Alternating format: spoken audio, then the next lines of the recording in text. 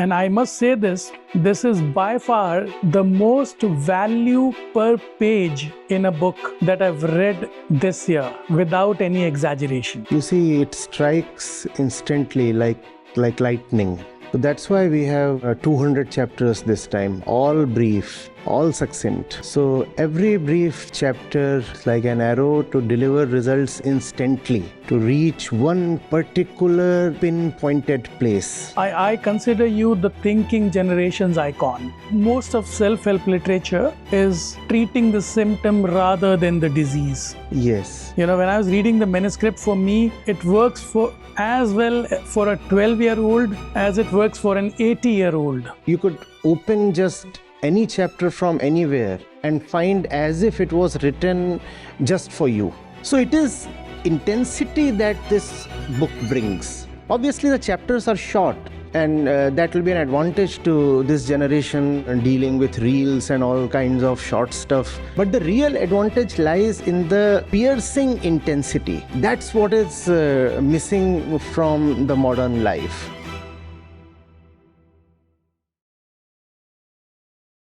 Acharya ji, namaskar. It's a pleasure and a privilege to have you. I'm going to say this for sure कि हम लोग आपको we are going to miss you in Delhi because you were supposed to be in person in Delhi, but I know you're working on something very, very important. Please tell us what is keeping you in Goa, sir.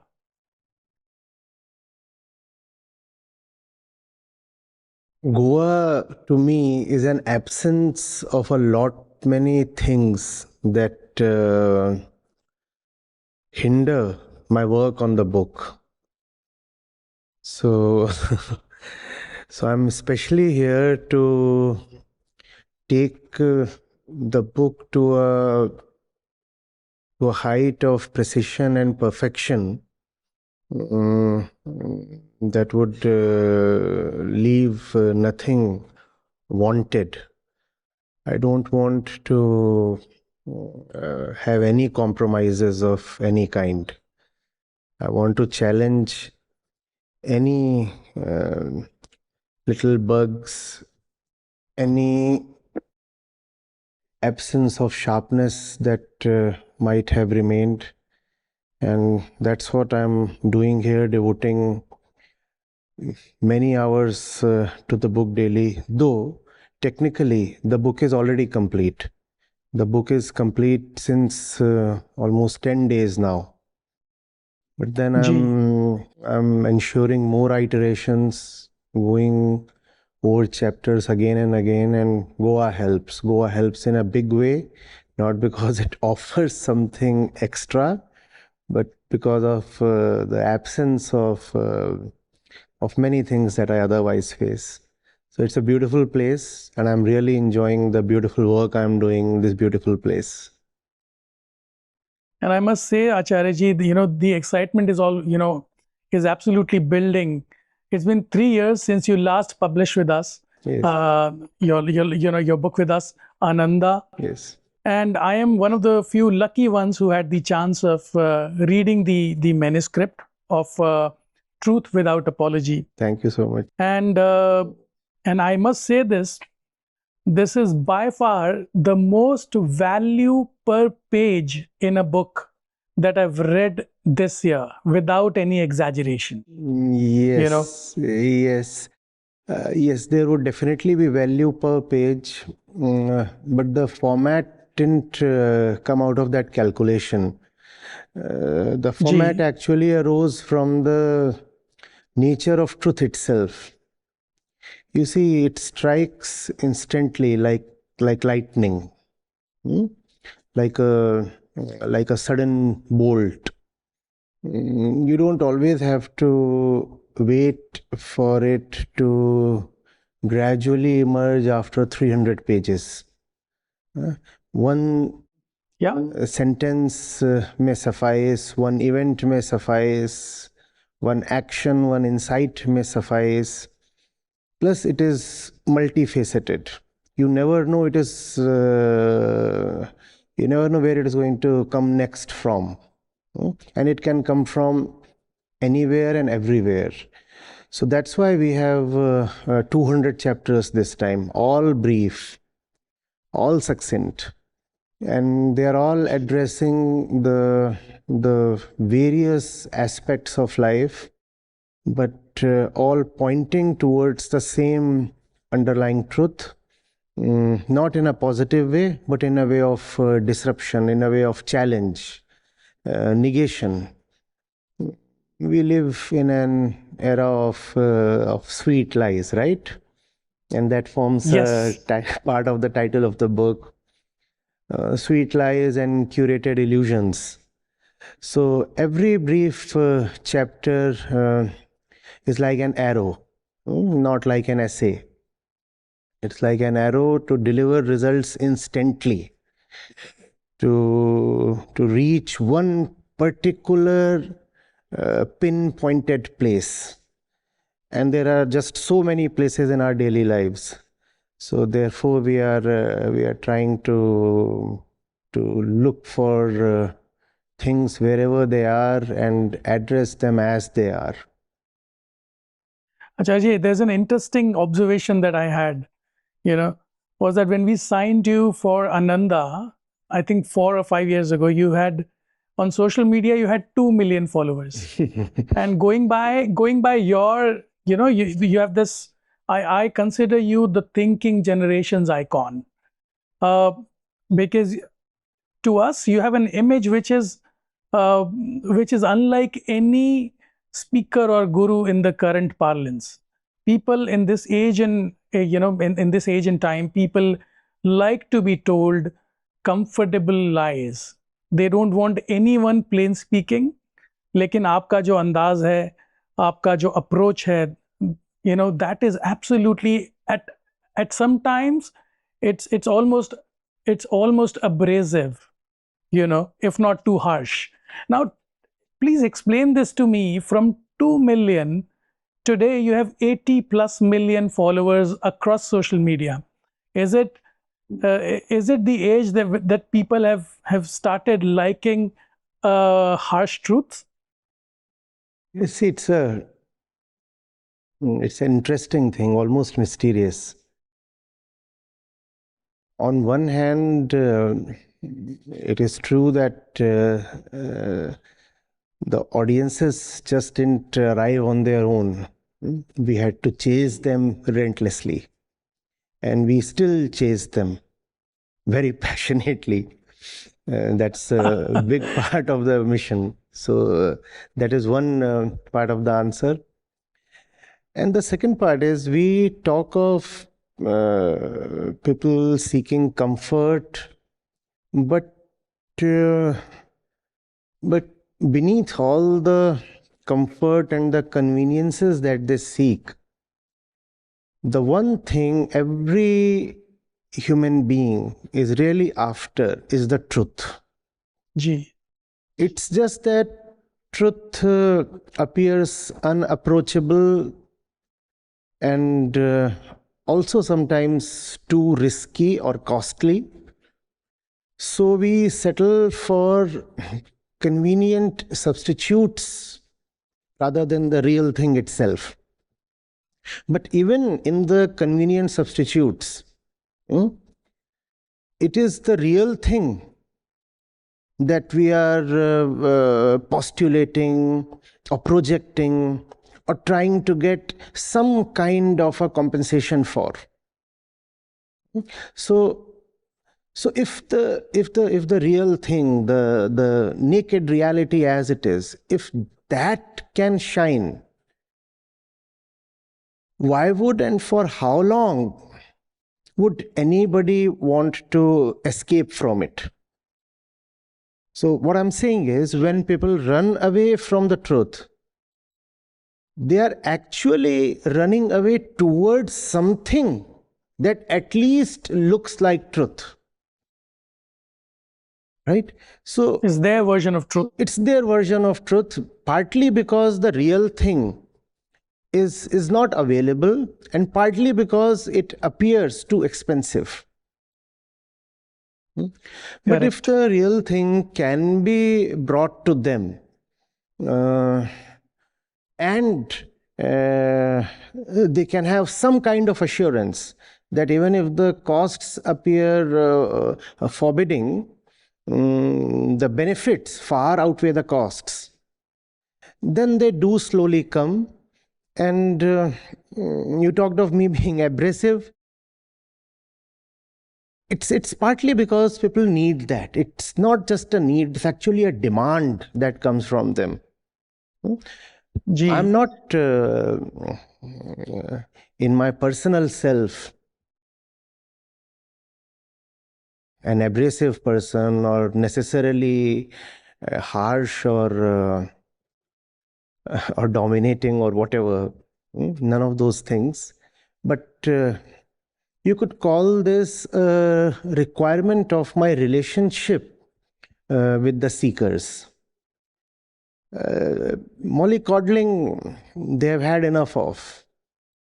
What they really need is the real blunt thing that exposes to them where they are stuck and in how many different ways we are all stuck, and pointers at how we could shift from where we are.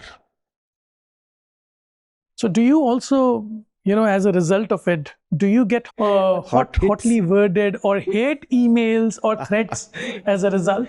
Yes, that's a part of the deal that comes with the package, and that has to be accepted, not just with indifference, but if possible with gratitude, though that is not easily possible, I tell you. Well, but that's something that you sign up for when you say that you will be responding to life as it is, and life as it is today is not quite pretty. And absolutely.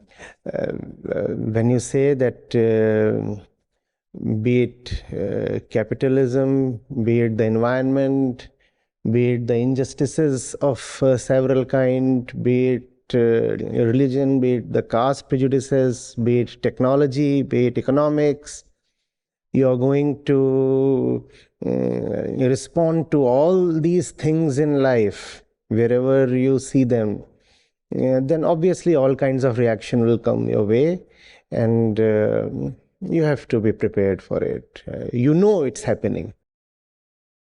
Absolutely. Acharya, when we were growing up, we were used to this word in Hindi called Satyashil. Now, as I stand and where we stand as a society today, I think to me, Satyashil, having truth and also the ability to be affable, it sounds like an oxymoron in today's day and time. Do you know anyone who's Satyashil? I think we need to be more clear on the very definition of Satyashil. You see, a Shil refers more to action, approach, or attitude. If we are more clear on the nature of Satyashil itself, we will know.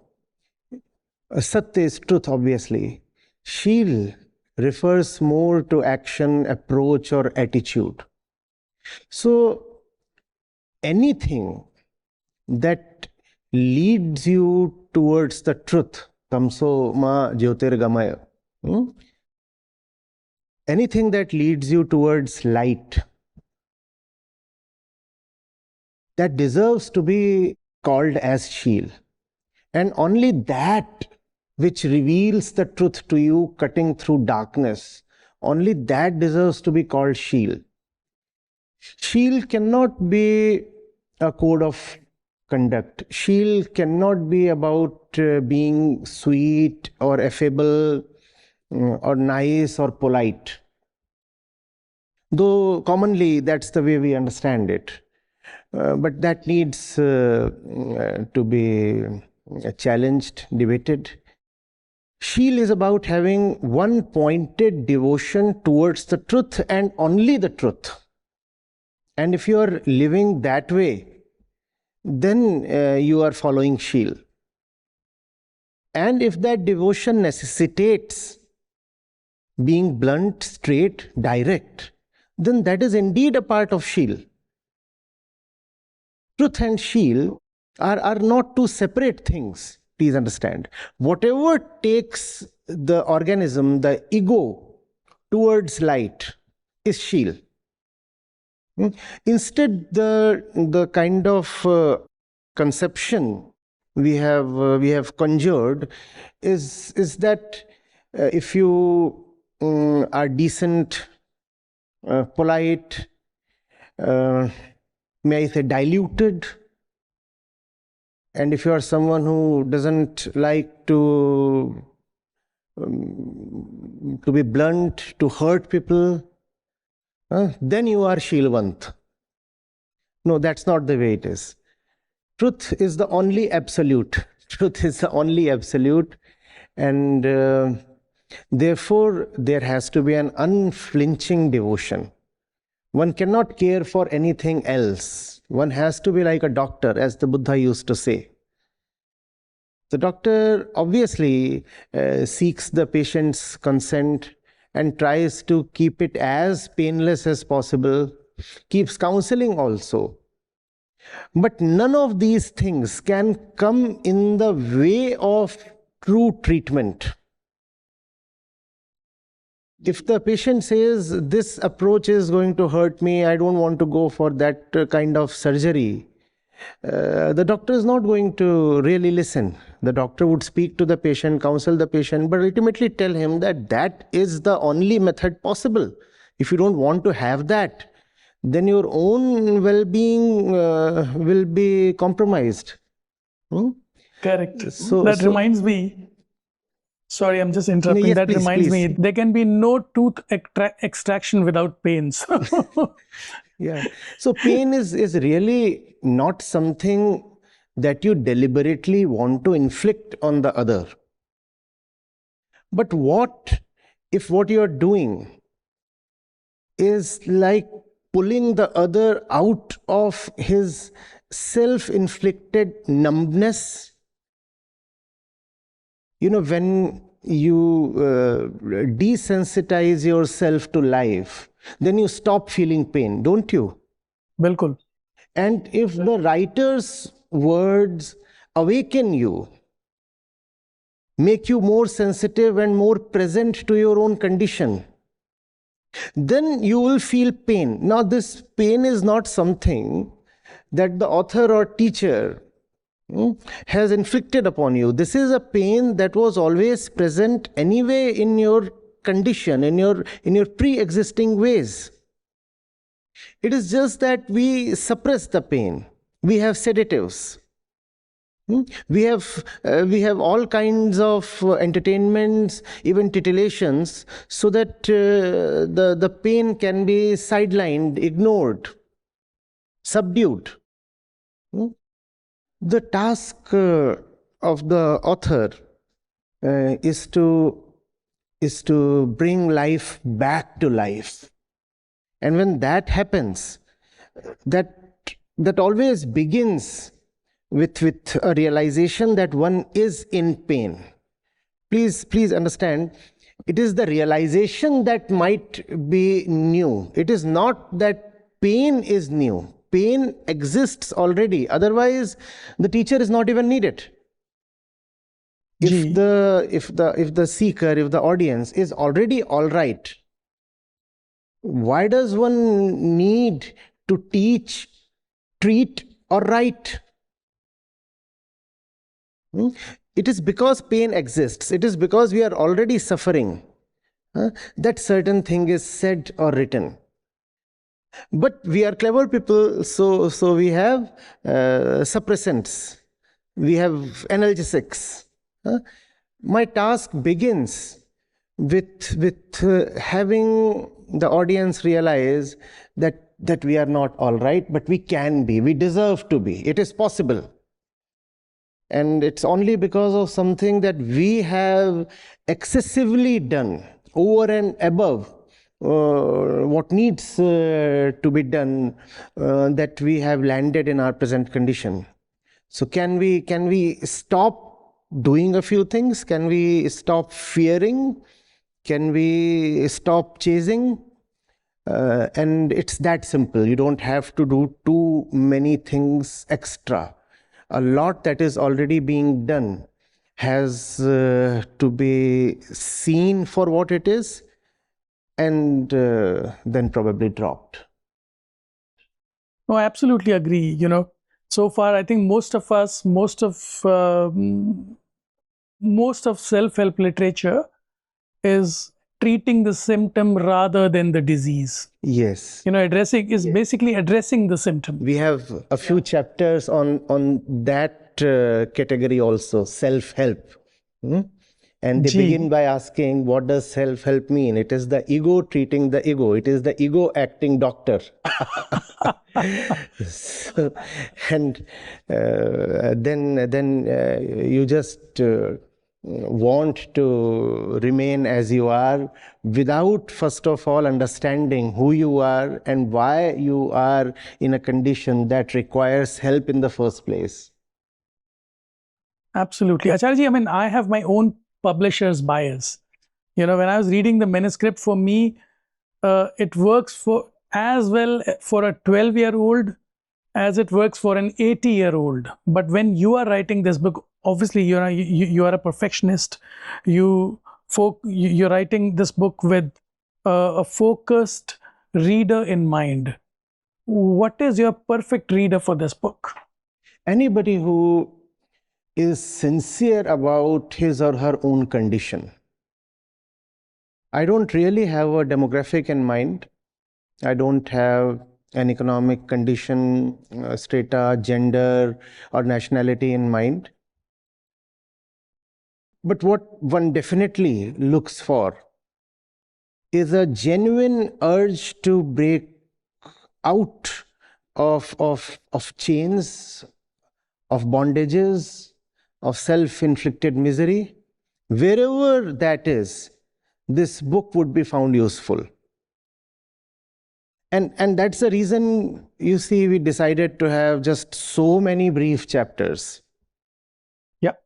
Because life comes to us in an unending number of ways, innumerable, and you never know what's going to happen next. Everything is unexpected. Though we want and we try to force fit things a lot. We want things to be predictable and well arranged and well estimated in advance, but still life is forever afresh and it presents just so many faces.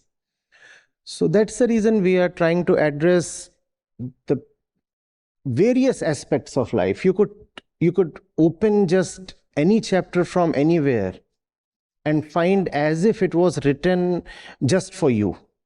Just for you.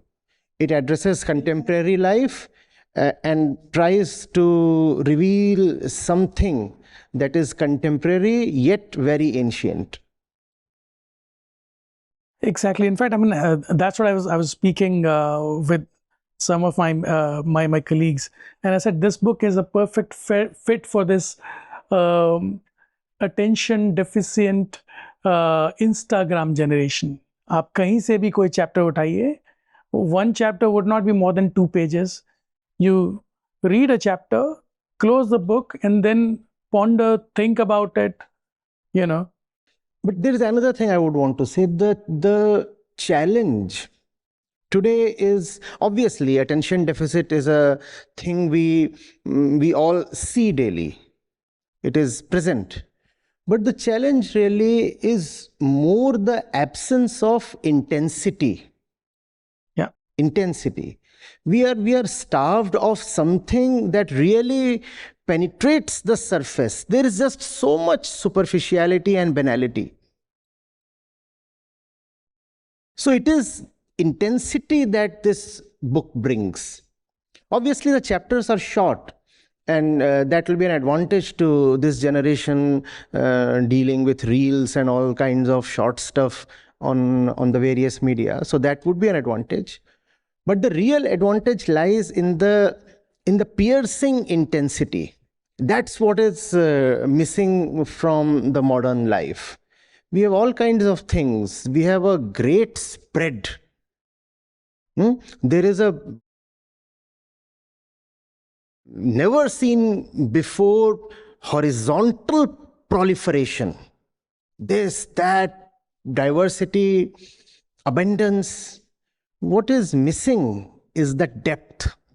And it is depth that this book will bring. And I come to that word again, arrow-like depth. Striking like lightning immediately. So you don't have a chance to escape away from it. The brevity is an advantage in that sense. You cannot say, I'll come to this chapter later. Before you say that, the chapter has done its thing already. It reminds me of this advertisement many years ago. That so, इनके जोश से बच के कहाँ जाओगे? No. So one thing that I've noticed. Sorry, after you, sir. Yeah, like a Zen koan. Absolutely. Like a Zen koan. Very brief, very effective, and does its work in a snap. Bilkul. In fact, I mean, the change, Acharya ji, that I've noticed in the last 5 years. So, I mean, in my interaction, मैं चाहे किसी auto वाले से बात करूं, or whether I talk to a philosopher or a businessman or a celebrity, everyone has either heard of Acharya Prashant or has seen Acharya Prashant ka videos. Most of them would say, हाँ यार, बात तो खरी करते हैं. That is a consensus. Now, I've seen you talk about climate change, capitalism, veganism, social issues, youth problems.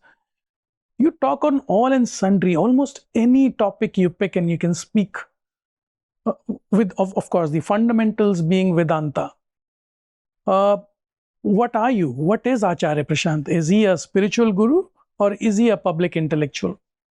You see, most definitely, I'm not a guru. And I would also not want to call myself a public intellectual or anything else. These are all labels. Obviously, some are even pleasing or flattering labels. But they are all very limiting things. Once you accept a certain tag, then you are categorized. And life doesn't come to us in categories, does it? Everything is happening all around us. And as a sensitive and aware individual, you would respond to it, won't you? Or would you say that there is a certain philosophy I love and I come from, therefore I would speak only on the tenets of that philosophy? No. You respond to everything, and life is everything. From capitalism to relationships, and these things look very different, no? What do personal relationships have to do with, let's say, the policies of the World Bank?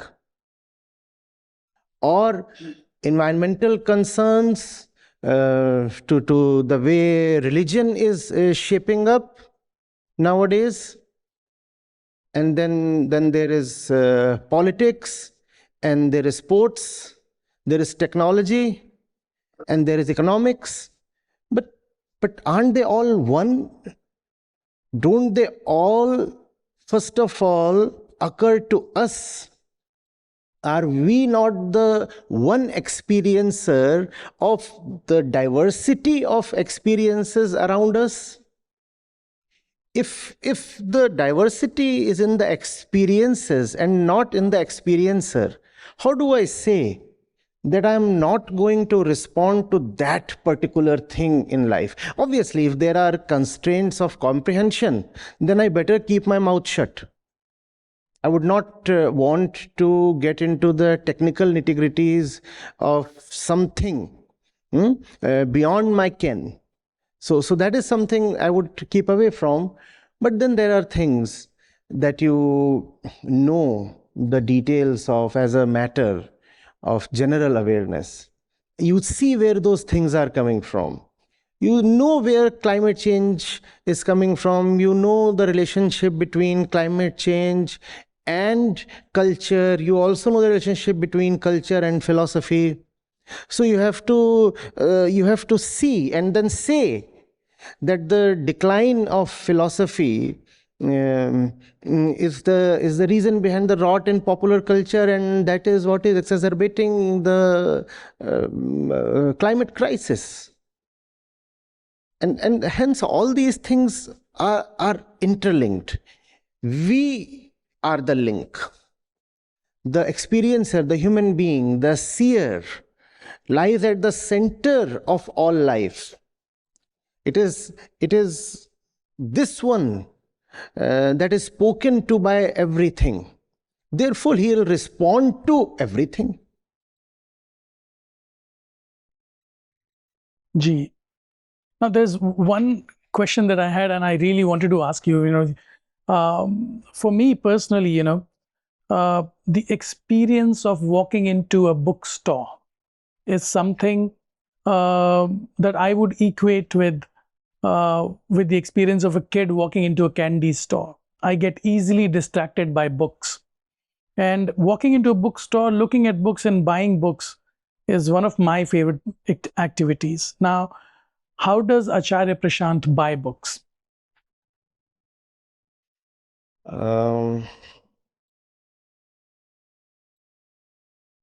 First of all, I want to keep away from trivia.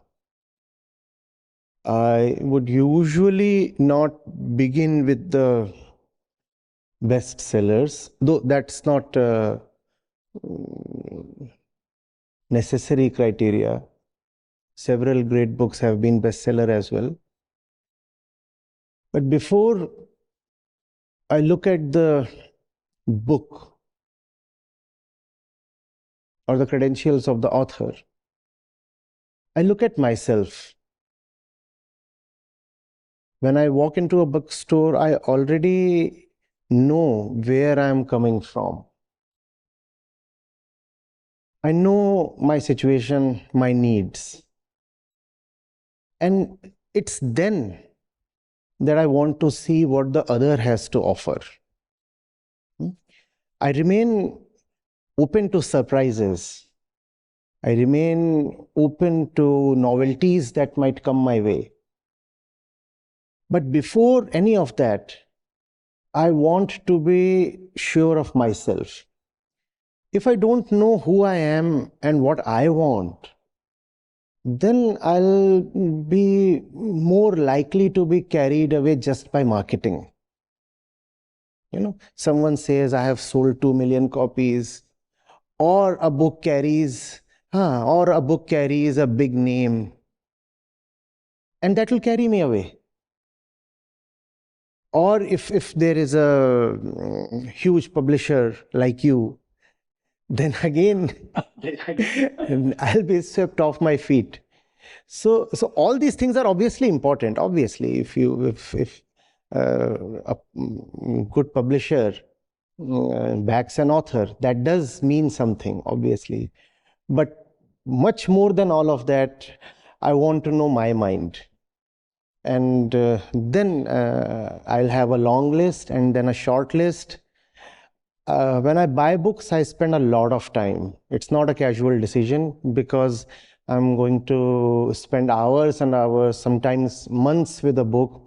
And if I fall in love with a book, I return to it, sometimes many times over. 3 years, 5 years, 8 years. And then I might also want to teach from the book.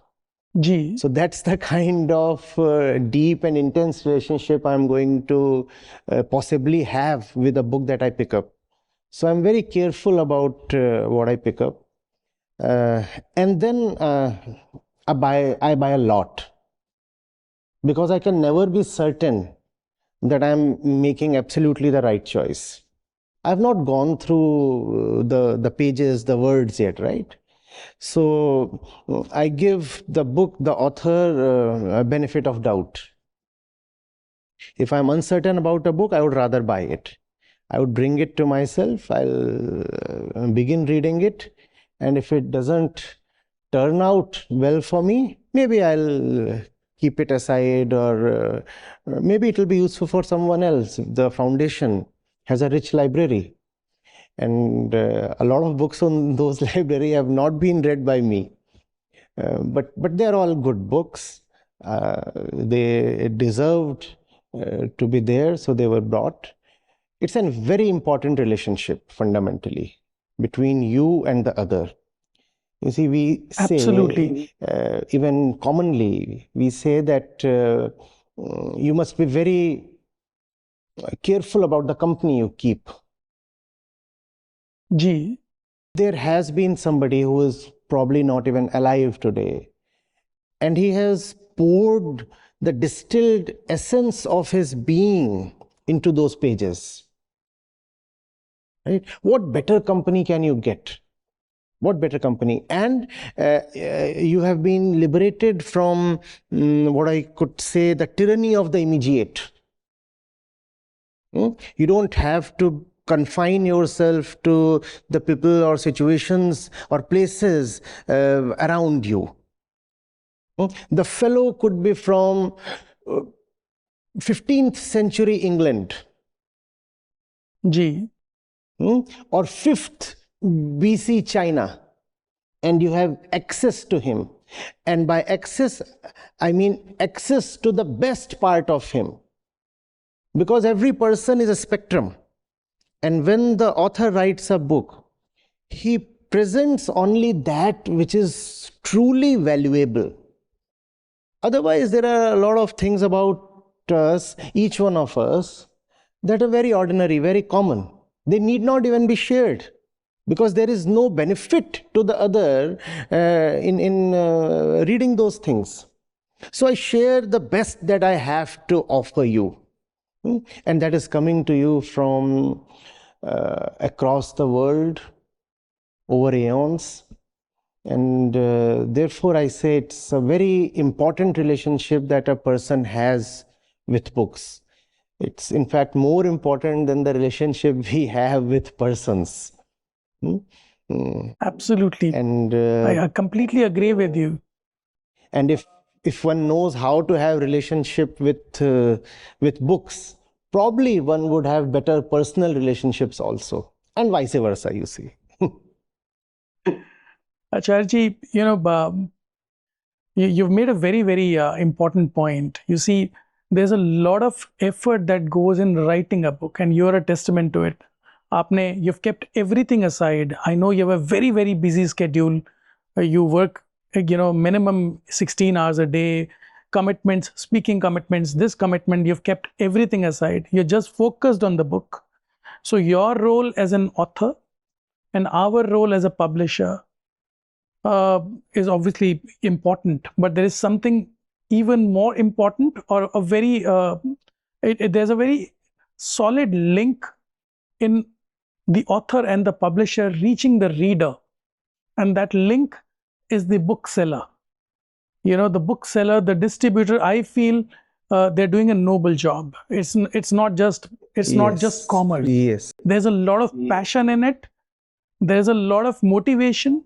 So I know we are not going to see you in person in Delhi, but in this room, we are going to have all our distributors and booksellers from across India who are listening to you.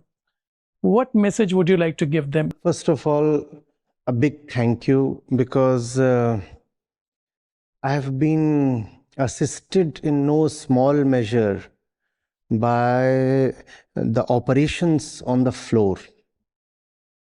I remember people, I remember faces, names, and when I would be at the bookshop, and I was a frequent visitor, they would know me.